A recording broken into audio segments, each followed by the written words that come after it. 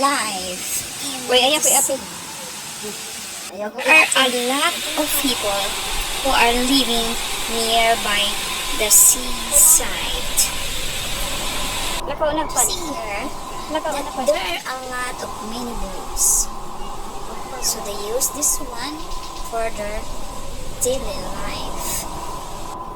If the weather is good, they catch fish in the middle of the sea to survive their lives.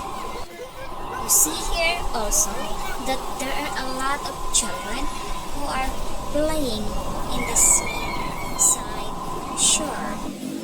They don't matter how dirty in the seaside shore because there are a lot of people who are living in the seaside shore.